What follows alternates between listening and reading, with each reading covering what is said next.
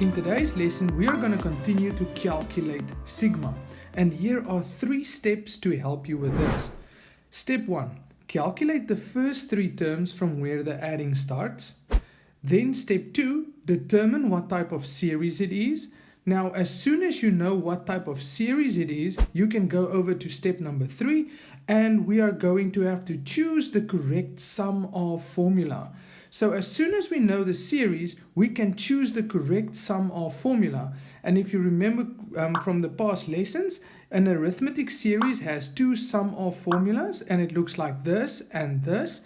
And we use them when we want to add a certain amount of terms in an arithmetic series. In a geometric series, we use this formula to add a certain amount of terms. And if we have a sum to infinity, where r, which is the constant ratio, is a value between -1 and 1, we use this formula for a convergent geometric series. Now let's go and look at an example. Now we are going to calculate the sum from term 1 to term 12 for the following series.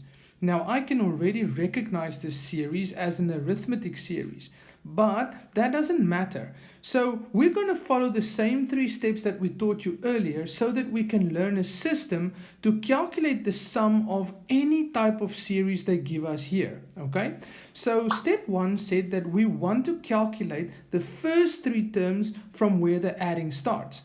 Now our adding starts at term 1, so we are going to calculate term 1, term 2, term 3, which is the first 3 terms. Now, how do we get their values? Well, we simply take this 1, we put it in case place, and 5 times 1 is 5 minus 10 gives us -5.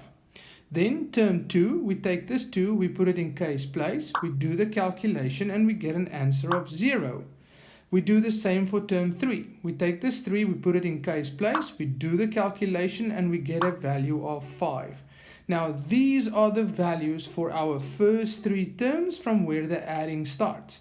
Now we can go to step 2, which is we want to know what type of series this is. So let's start by testing if it's an arithmetic series. So 0 minus a -5 gives us 5.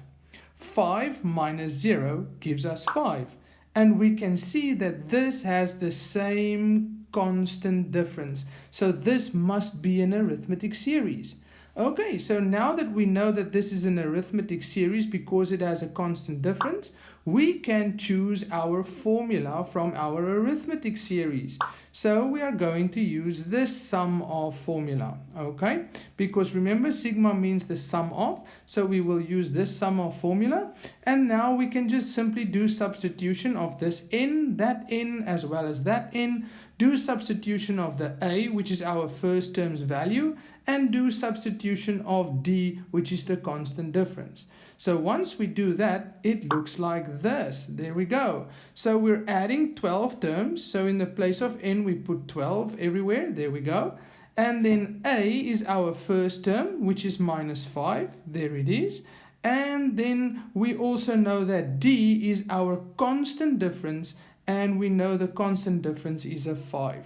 And now we can simply type all of this into our calculator, and we will see that the sum of the first 12 terms is equal to 270. And that's how easy this is. Now, you also saw that in our arithmetic series, there's another formula that we can use. And I would like to show you how that one works as well. So, or now we can write this other series or the other formula down, and it looks like this. So in this case, the sum of 12 terms, so we already know it's 12 terms, so this n and n will be at 12, and then this a is our first term, which is -5, but this l means the last term that we're going to add up, okay? So the last term that we're going to add up is 12, and we want to know the 12 terms value. So term 12, then we're simply going to take this 12 and put it in case place. We do the calculation, and we see that term 12 is a 50. So we take this 50 and we put it in the place of L, and then our series or the formula looks like this.